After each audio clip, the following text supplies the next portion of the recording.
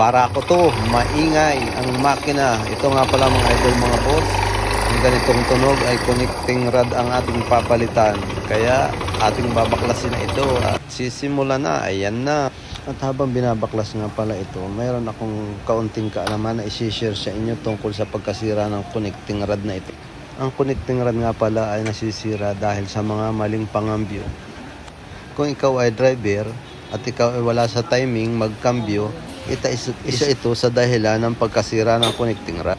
Yung kung kailang wala ng buwilo yung motor mo, yung makina, wala ng buwilo, saka ka maglilipat ng kambyo, ayan, masisira ang connecting rod mo. Dahil yun ay pwersado yung makina, pwersado yung connecting rod sa pagtulak ng piston. Kaya isa yan sa mga dahilan ng pagkasira ng connecting rod.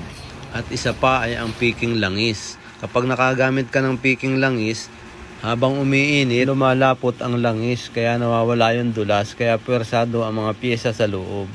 Kaya mapapansin mo sa langis mo, pag ikaw ay mag-change oil, pag tingin mo doon, pag pinatulo mo, iba ang kulay ng langis, masyadong sunog. Kahit wala pang isang buwan na mag-change oil ka, sunog na. Tapos ang loob ng makina mo ay umiitim. Kasi doon sa peaking langis yun, kumakapit yung itim dahil nasusunog doon sa loob.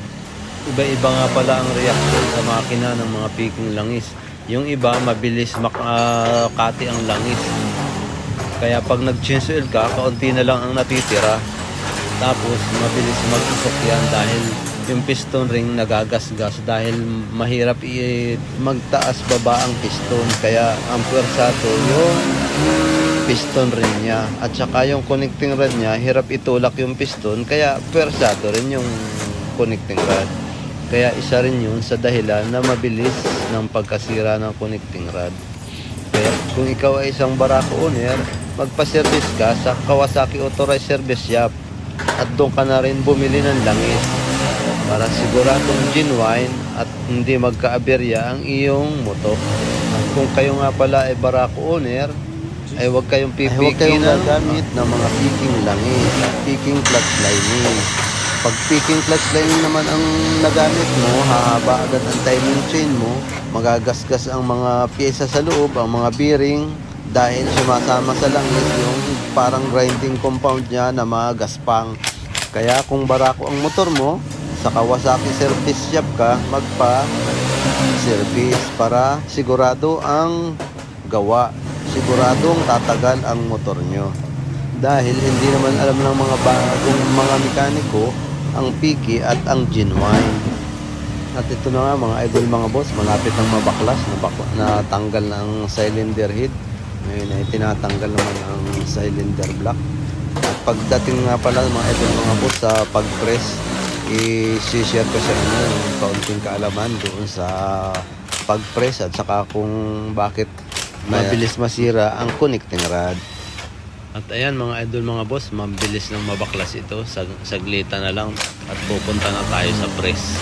Bihira nga pala mga idol mga boss akong mag-upload dahil hindi ako makapag-video dahil inuuna namin ang aming mga gawain dito.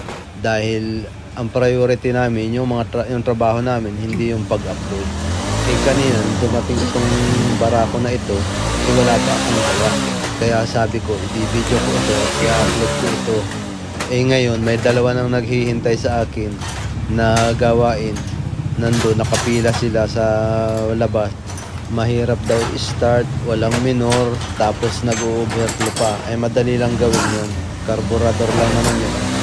At yung isa nga palang binibirit-birit doon, kung mapapansin mo, may malakas na maandar na bumibirit. Yan galing na sa ibang gawaan. Pinalitan na ng carburetor, pinalitan na ng coil, bigla pa rin namamatay. Medyo mahirap na rin kasi pagaling sa ibang gawaan, marami nang nai-adjust. Kaya medyo natatagalan gawin. Pero kung hindi pa nakalikot ng ibang mga mekaniko, madali lang mahanapin ang problema ng motor. At ayan, malapit na nga mabaklas. Tatanggal na ng clutch lining. Tapos ay yung engine bolts, natanggal na rin. Ang crankcase board. Para ako ang madali dito dahil dalawa na yung naghihintay sa akin. Dito nga pala mga idol mga boss, madali lang ang paggawa dito dahil 5 kaming mekaniko dito kaya saglitan lang. Kahit dumating ay 6 agad ay 5, isa lang mapila. At ayan, tatanggalin na ang clutch housing.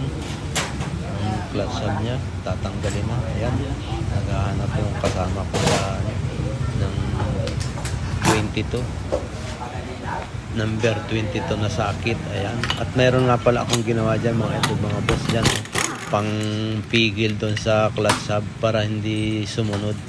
Kahit masyadong matigas ang nut niya, hindi susunod dyan dahil may ginawa akong special na pangtangga na pang-crack. Isa pa nga palang mabilis lumuwag dyan yung idle gear bushing, lalo na kapag ang naikabit nyo ay ang picking clutch lining ang inilagay nyo. Mabilis lumuwag ang idle gear bushing, tapos ang kanyang timing chain, tapos nagkakagasgas yung pinion gear kaya umiingaw pag pagka umaarangkada. Kaya mga idol mga boss, mga kabarako, huwag yung titipirin ang motor nyo. Genuine parts lagi ang ikabit nyo na pangloob ng makina para walang aberya. At ito nga pala mga idol mga boss, ito ay may tama na ang kanyang block, may gas-gas na dahil malaki na ang tama ng kanyang pin ng connecting rod. Doon kasi tumatapon yung niya, naiipit ng piston doon sa kanyang block. Kaya gumuguhit doon yung rebaba. Kaya ito mag-uusok na ito kapag ito nabuo. Kaya ang suggest namin to sa may-ari, ito iparibor na. Kaya lang wala na siyang budget. Kaya yun din ang ibabalik. Basta kasi nasira ang connecting rod mo, magkakagasgas ang bore mo. Diyan simula mag-uusok na rin yan. Kahit magpalit ka ng piston rin yan, pag gasgasin naman ang bore mo, hindi rin mawawala ang usok.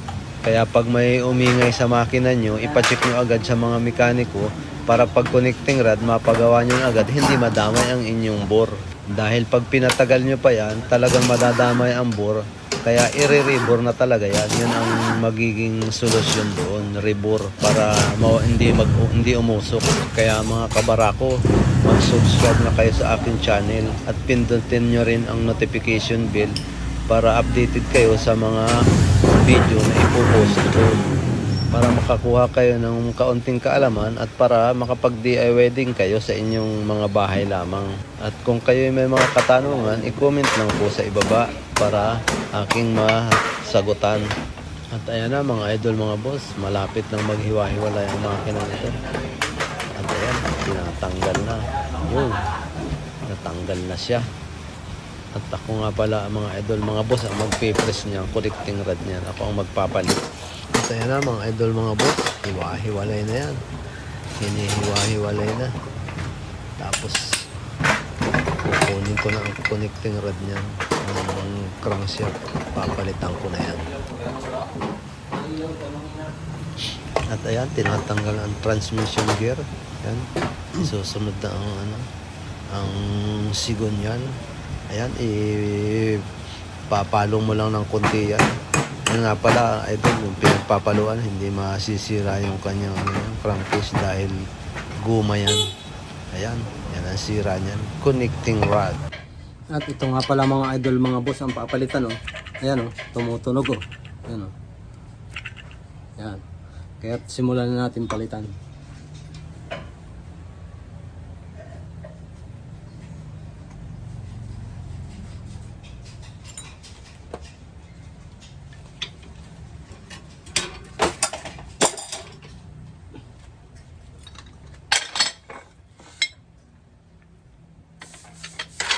Ito ang ating bearing puller.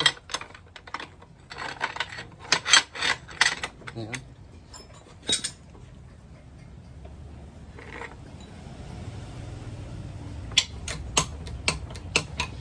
Ayan, ipipress na.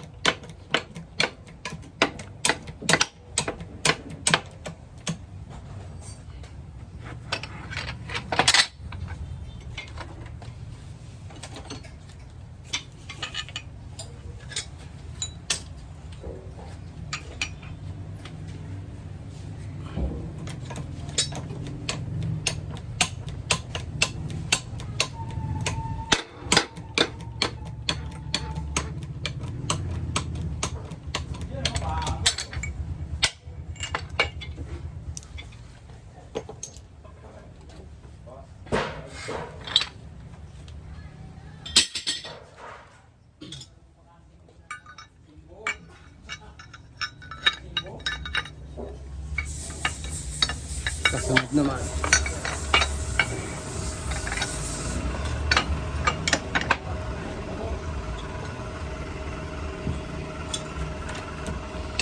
Ito.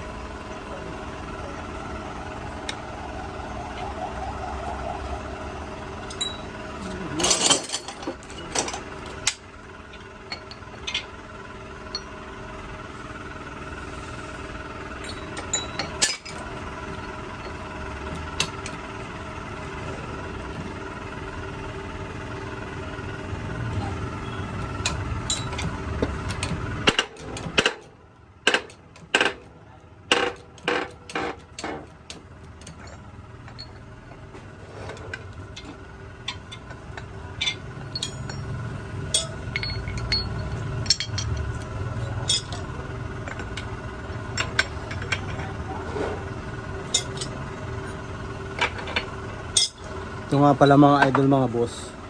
Yan ang tama niya.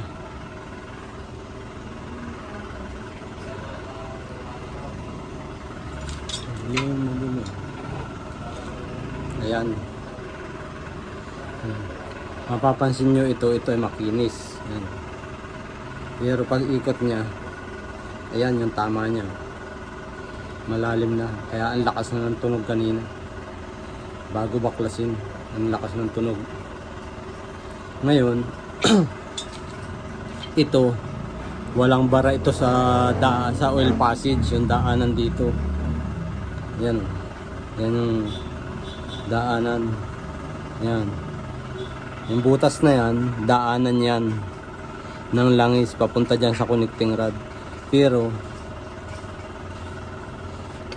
ito, yan. Diyan manggagaling. Kasi ito ibinablog ng ibang vlogger na marami na kaya nasisira ang connecting rod. Pero ang totoo nito, wala itong bara. Ang katotohanan nito kaya ito nasira. Ito hindi alam ng ibang mga driver, hindi rin alam ng ibang mekaniko. Ang katotohanan nito, ito ay mali ang pangambyo. Laging bitin, yung laging alanganin ang kambyo. Kaya yung tumutunog siya niya, lalo pag mga paahon dito sa biyahehan dito sa amin, Bundok Peninsula. Ang makikita ko sa mga ibang driver, yung binibirit nila, ang tunog na trrrr, gumagano na yung barbula. Kumakala na yung makina, hindi pa ikinakambyo. Kaya ito ang napipwersa, connecting rod. Kaya nagkakaroon ng tamayan. Kasi walang bara yan, kahit baklasin pa natin yan. Walang bara ang butas niyan. Nagkakaroon ng bara yan dahil sa mga peaking langis. Pero pagka original na langis yan, na genuine parts oil, genuine oil ng Kawasaki, hindi magbabara yan. Dahil maganda. Pero pag yung mga peaky, ay barado yan, sigurado. Kaya yun, tanggalin natin. Senior ko lang sa inyo yung aking nalalaman dahil matagal na akong gumagawa nito. Hindi alam ng mga mekaniko yan kung paano na nasisira nang hindi naman nagbabara, hindi natutuyuan ng langis.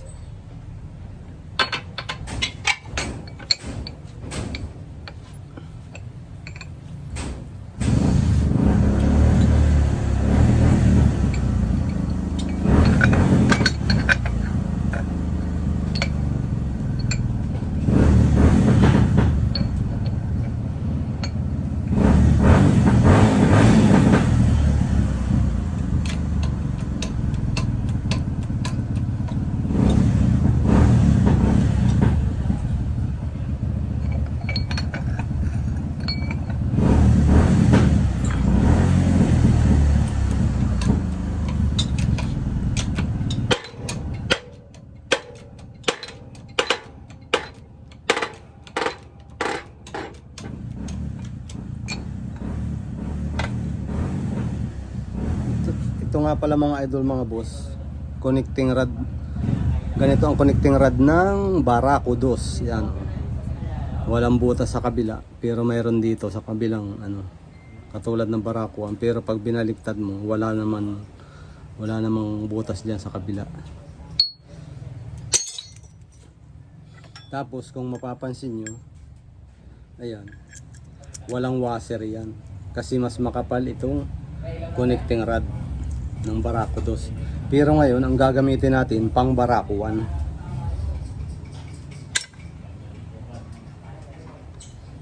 At ito nga mga idol, mga boss, genuine parts.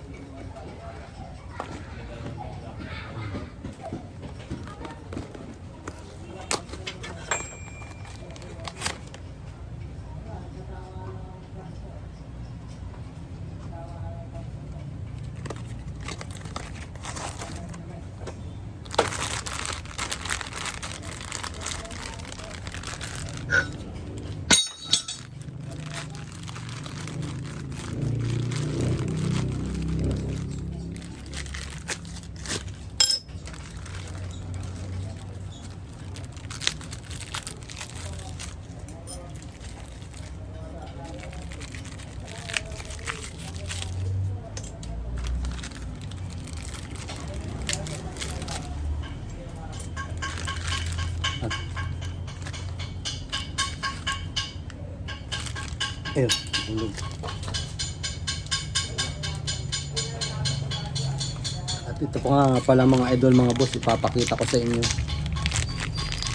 ang pagkakaiba ng connecting rod ng Barako 1 at Barako 2. Ayan, sa Barako 1 tagusan yan, pero mayroon tayong nilalagay dyan yung yan, ito yan, nilalagay yan dyan.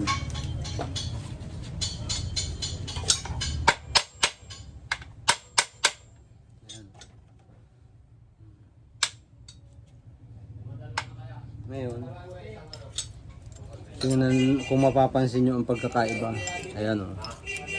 May washer siya dyan.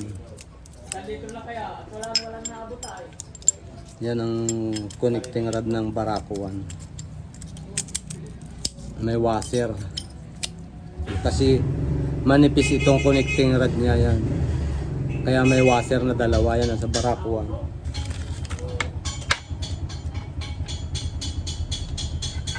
At ito naman yung sa Barako 2. Ayan.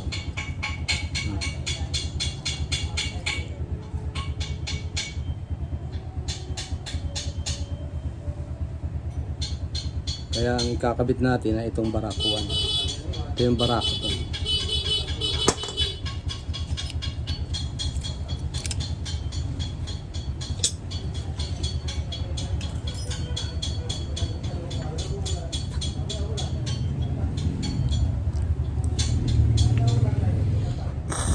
Ayan o, butas na butas yan.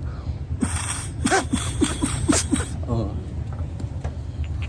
Kailangan kasi walang bara yan dyan. Dahil dito dumadaan yung langis.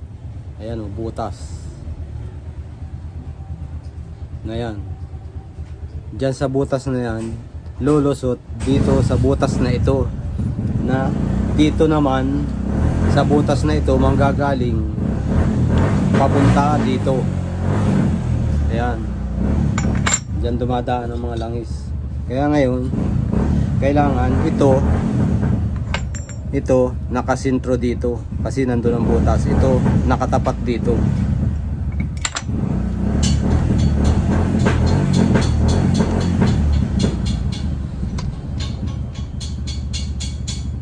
Ayan.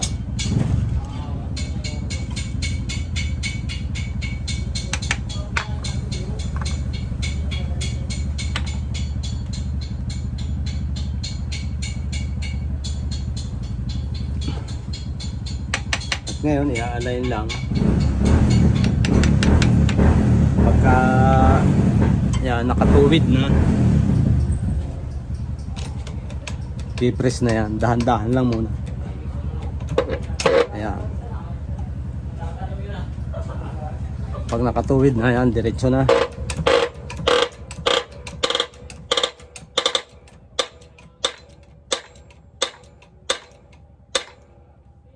Ngayon titingnan natin kung nakapantay na siya. Ay, may kaunti pa. Isang putok.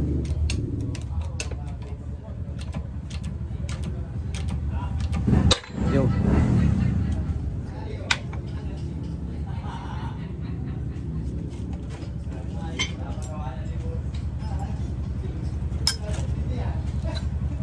Ayan, washer.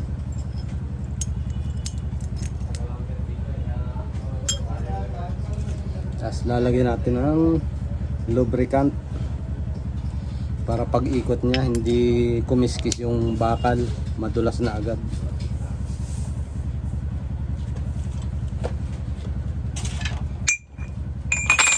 Tapos ngayon lalagay na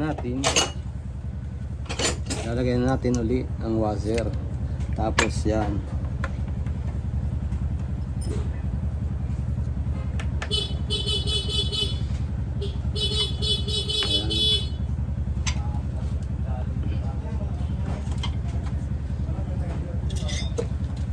tapos i-align na natin.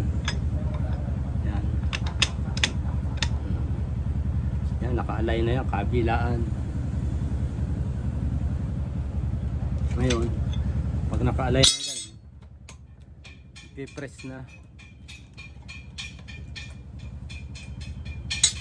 Kailangan gagalawin mo ito kasi sa una may tagilid yan, sasabit, sisikip. Yan.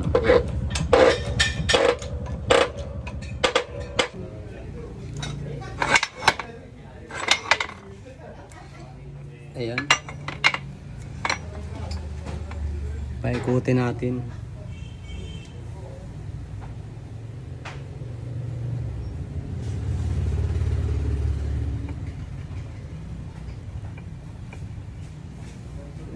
Ayan o. Paalay na siya, tuwid na.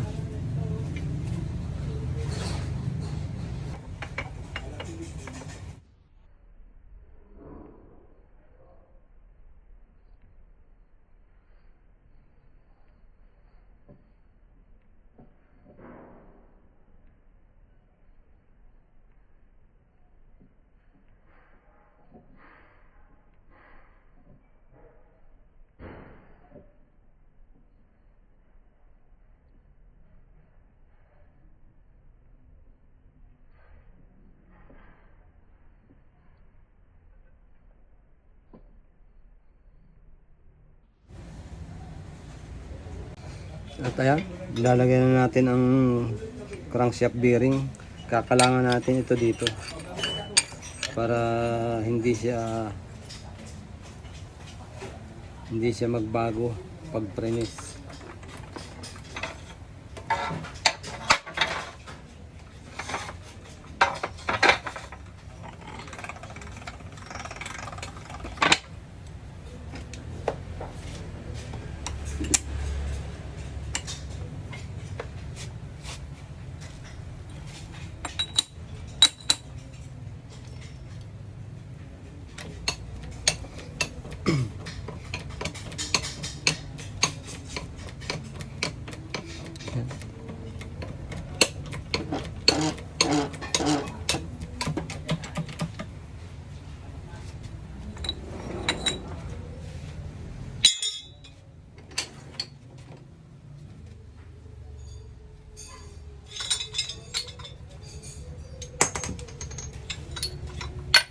Kasunod naman ang timing gear.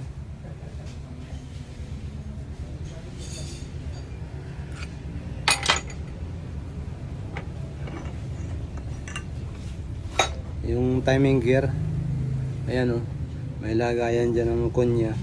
Tapos yung ngipin nito itatapat doon. Kailangan nakasintro.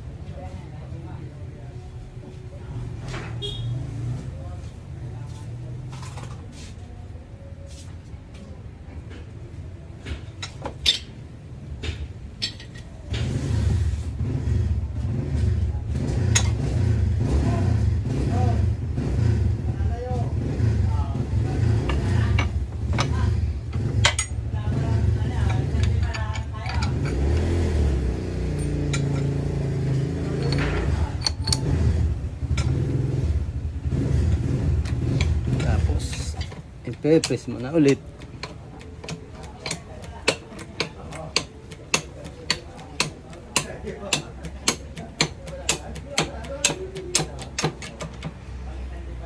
Ayan, okay na.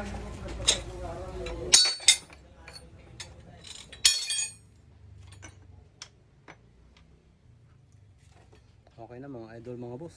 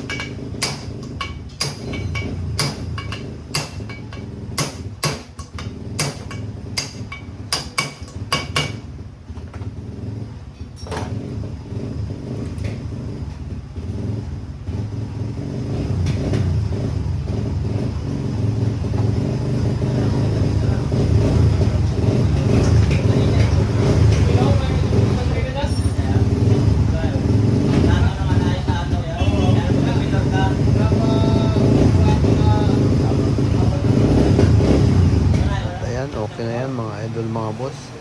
Pwede nang i-kabit ulit. Pwede nang buuin. Yan, okay na, okay na. At ngayon naman, lilinisan natin ang crankcase nito para mabuo na. Ayan. Babrasin natin ang ano yan, ang gasolina para mabilis matanggal ang dumi. Ayan. Ganyan lang ang paglilinis.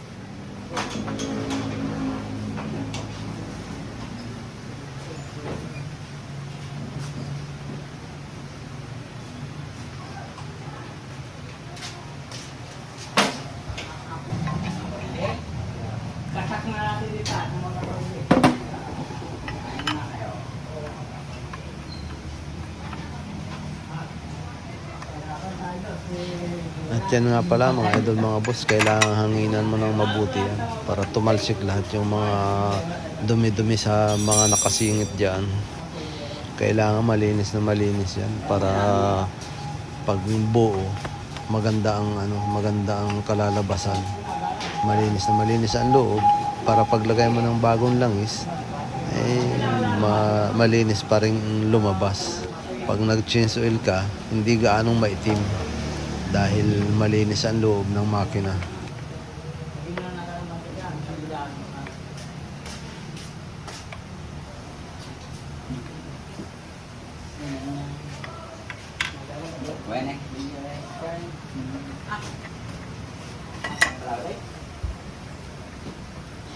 At ayan mga idol mga boss, papalitan na rin ng crankshaft bearing.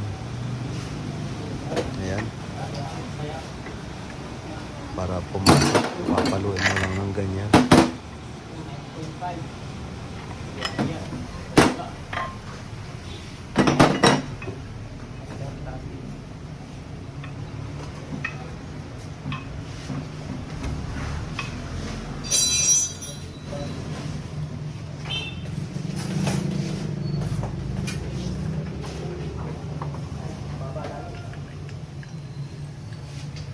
At yan nga pala mga idol mga boss, yung screw bolt nyan dyan, ilalagyan nyo ng gasket para hindi tumanggal.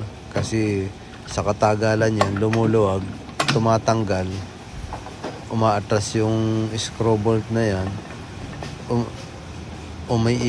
naiipit doon sa sa crankshaft. Kaya magbabaklas na naman pagka hindi mo nahigpitan yan. Hindi tatagal ng 2 taon yan at tatama doon sa crankshaft. Tapos higpitan mo mabuti, gagamitan mo ng impact para siguradong higpit na higpit, dahil importanteng higpit talaga yan. Lock ng bearing yan yan. Pagkatapos iimpakin mo lang yan ng paulit-ulit. Pag nahigpit mo yung kabila, doon mo na sa kabila para balance. Tapos higpitan mo mabuti talaga, impakin mo paulit-ulit para siguradong hindi siya tatanggal.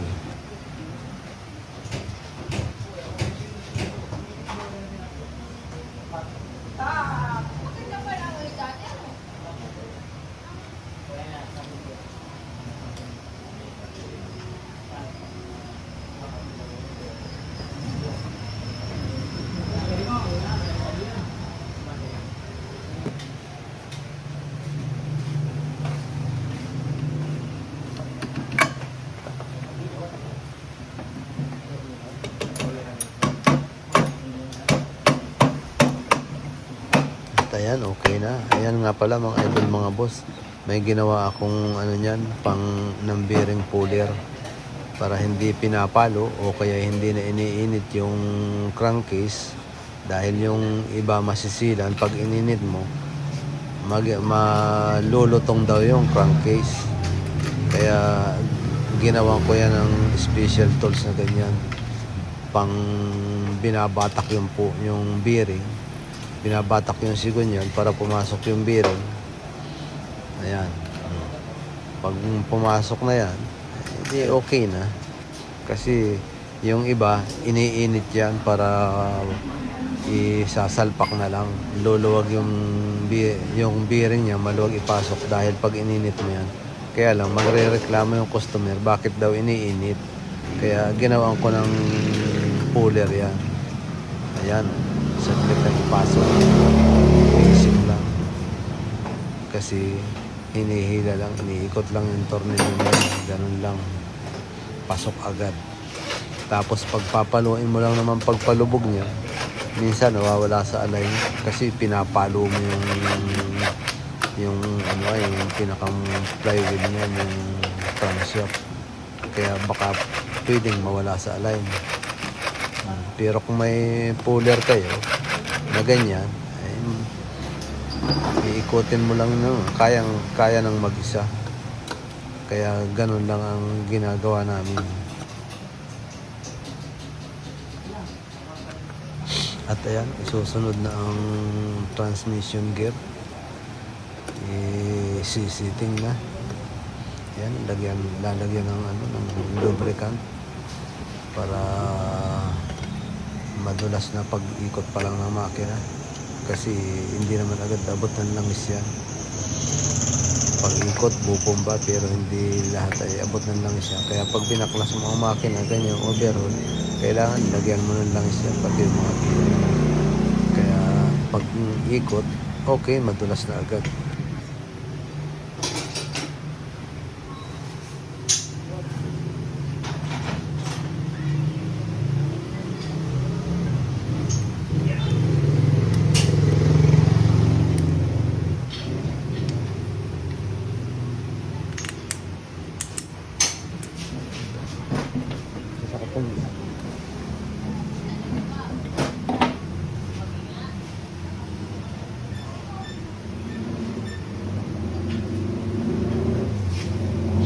At ayan, okay na ang settings ng transmission. Ayan, lalagyan na ng gasket maker. Ayan, lalagyan niya ng gasket maker kabilaan para siguradong hindi tatagas ang langis. Kasi may kaunting pressure din yan pag umiinit at umaandar. At ayan, itatakip na natin ang kabaak para mabuo na. Okay, ayan na. Tapos pag hindi pa gaanong lapat, tuktokin mo lang ng ng gumang martilyo. Ayan, okay na. Tapos lagyan mo na ng mga bolt para mahigpitan na.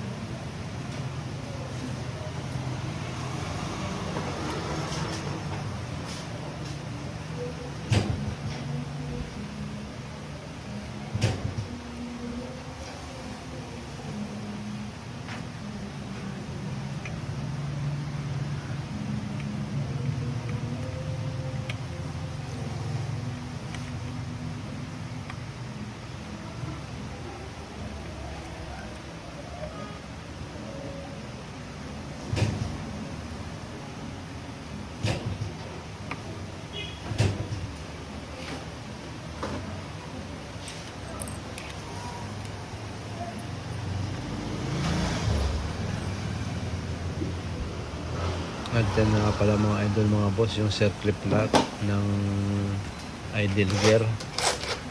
Ang matalas niyan papunta sa labas para hindi tumanggal, hindi lumabsot. Ayan, ganyan lang. Okay, pagka sumakto na yan doon sa pinakang kanal niya, ikutin nyo para siguradong nakapasok na.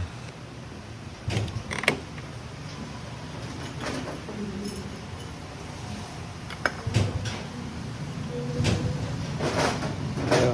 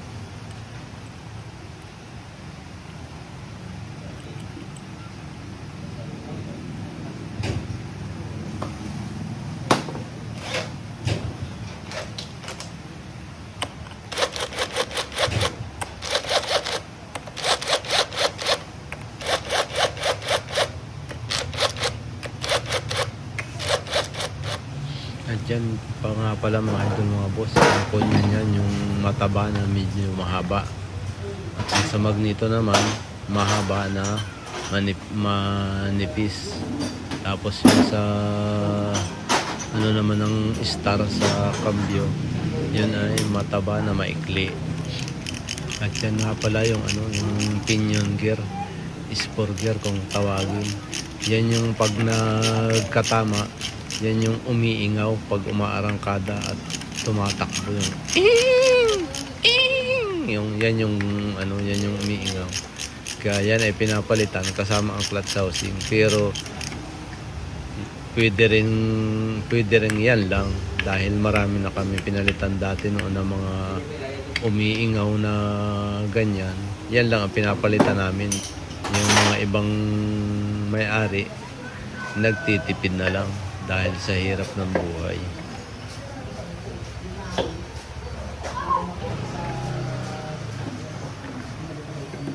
At ayan, ilalagay na ang clutch housing.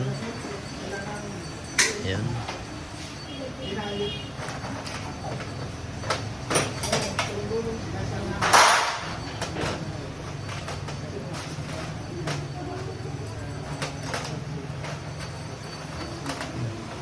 Clutch hub, ang washer. Ngayon, ang panghigpit nga pala dyan, sakit na number 22. At ayan naman ang ginawa kong pangontra dyan. Yan, pag hinigpitan mo, hahawakan mo lang na gano'n, hindi yan susunod.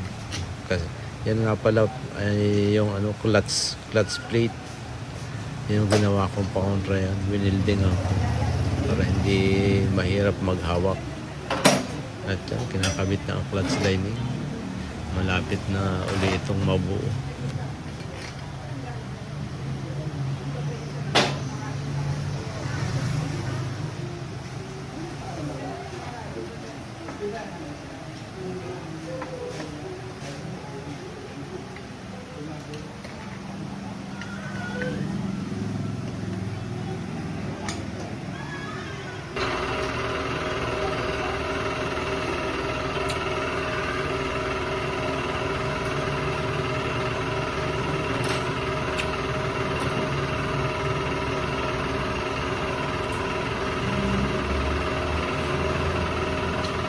kasunod na ang clutch spring.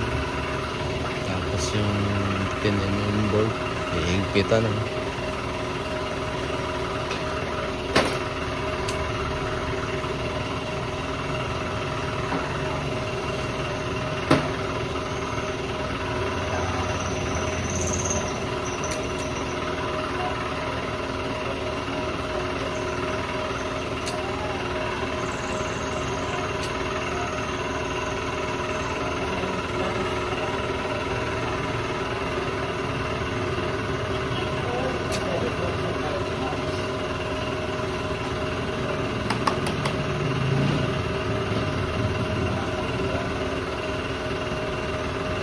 Paghigpit nga pala niyan yung 10mm bolt na yan saka clutch housing na yan, mamano-mano lang o muna matikin dahil pwedeng maputol yan doon sa pinagkakabitan niya yung tornilyo.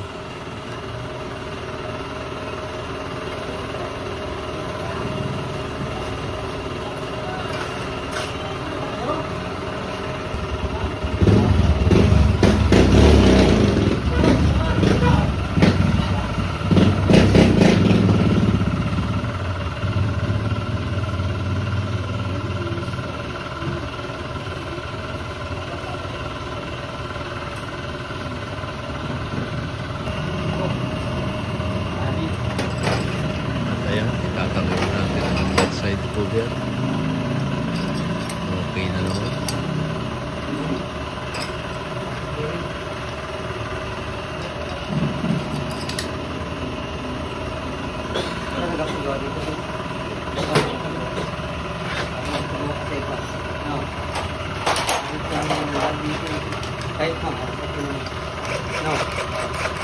Yan, lalagyan na ng back side cover bolt.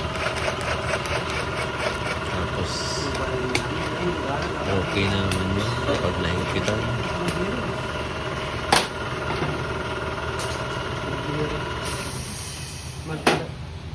Wala pala ito, nakalagatok na, no? Ano? Well, ano na? Nakakalog din pala yan.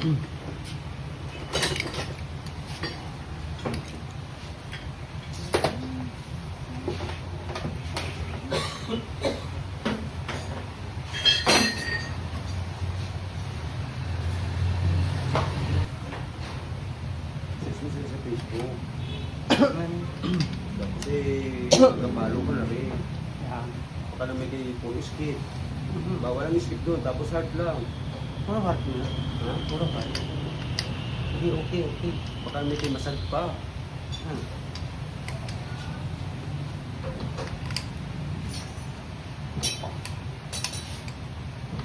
Ngayon ba sa amin ay kwartahan na laban ng kapital. Ito no? At ayan, naikabit naman na rin ang piston. Hindi, saka na. Ay, sa pisa naman kami. Wala, alam mo. Malaba ka rin dahil. Wala na naman. No. Puta niya naman yung gari. Sorry. Hindi na maganda. Para makilala ka na. Ano ba yan? Matakbo ka lahat ay stop.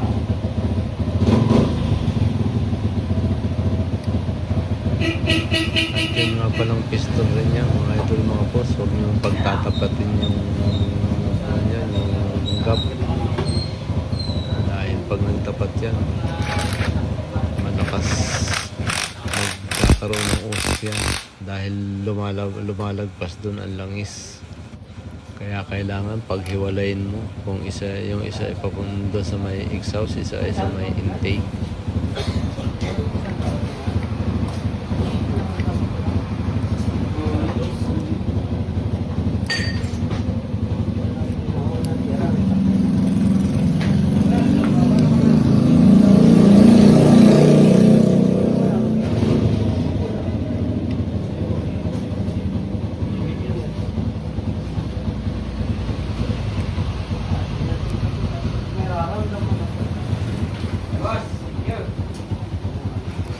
At ayan, ikabit na ang cylinder head.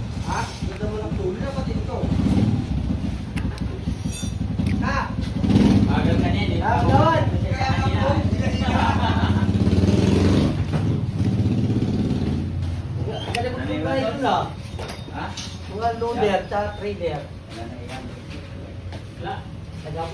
Cylinder held bolts.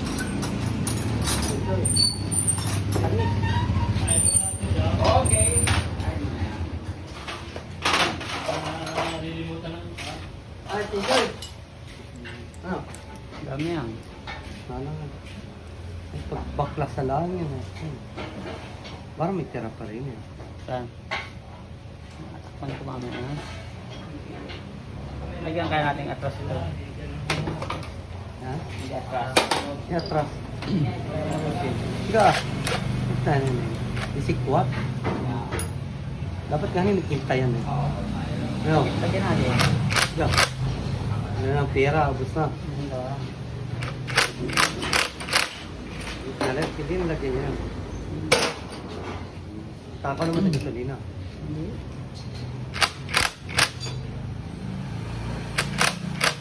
Sarado kayo ng linggo, ano? Hindi pinagapan pa. Kung ginagapan din, lalo manak yan. Oo. No? Hindi ari live. Paano kang biri? Video lang. Oh? Mga idol. Kalog. Kalog yun. Kalog. Wala mo, mahal palang biring. Biring pala, ulam mo. At ayan, nasira na yung ating torque wrench. Kaya mano-mano lang din. Ginagamit lang yung pintig ng pulso. Alam mo naman yan, pagka matagal ka nang manggagawa, kabisabon doon mo na kung gaano kahigpit yan. Kaya ano, yung paghila mo ng hila mo ng tools, paghigpit, kabisado mo na lahat na pare-parehas yan pagka ikay matagal na manggagawa. Kaya, dahil nasira ang ating torque wrench.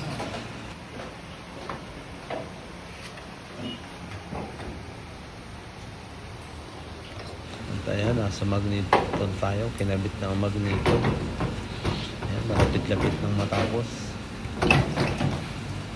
Pag ganito nga palang over bara, ang oras na tagal nito 2 oras at kalahati. Pag medyo may mga masisip na tornilyo, kaya nagpapatagal, lalo na pag stuck na yung tornilyo sa tambutso, tatagal ito ng hanggang 3 oras. Ha? Ilang. Baklaan na ka lang Kunti lang. Pero okay pa lang. Ayan, maglilinis naman tayo ng overhauling table. Tapos na ang gawa. At ayan, nandito na tayo sa timing sprocket. Ayan, kailangan naka-timing yan. Nakalagay sa top dead center yung ano yun, piston, may marka yan dyan. Letter T nakatapat doon, tapos yung sprocket nakatapat yung marking niya doon sa toldok.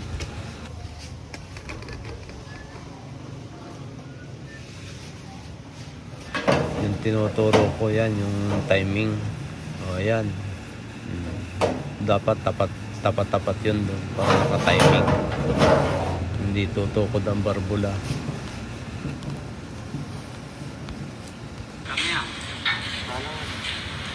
Pagbaklas sa lang yun.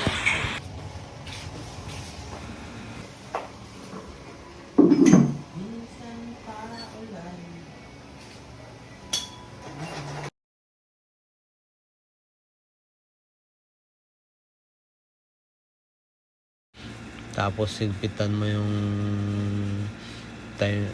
bolt ng timing sprocket. Baka wag lang kakalimutan, importanteng mahigpit talaga yan, dahil yan ay pag kumalas tatama yan dyan sa ano, mawawala sa timing. Kaya importante, higpitan nyo yan.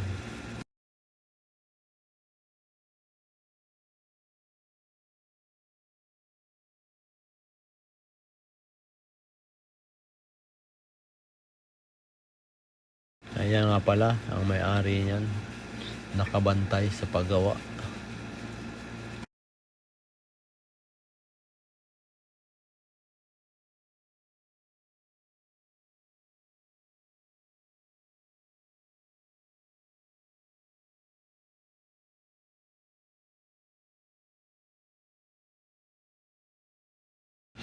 At ayan na, nabuo na. Ngayon isasalpak na uli sa kanyang sa kanyang frame.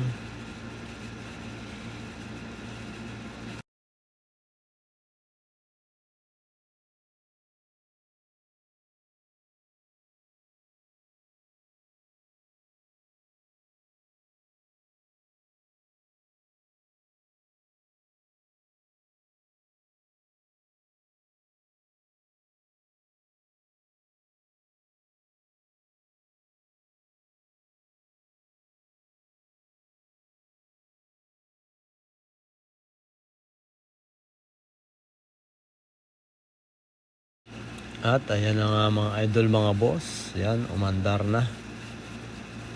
Okay na siya. Tumahimik na. Salamat nga pala sa tiwala mo, boss. At sa amin ka nagpagawa. Ayan, thank you very much.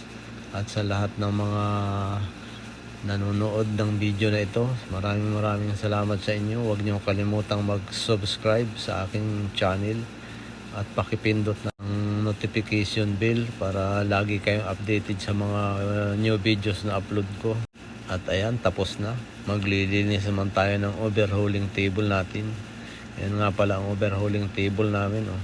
May drawer para malinis. Ayan, kabilaan yan. Pakatapos ng gawa, nililinisan para pag may sumunod, malinis uli ang paggawa, malinis ang makina. Ayan. Okay. Thank you for watching, mga idol, mga boss. Salamat sa inyo.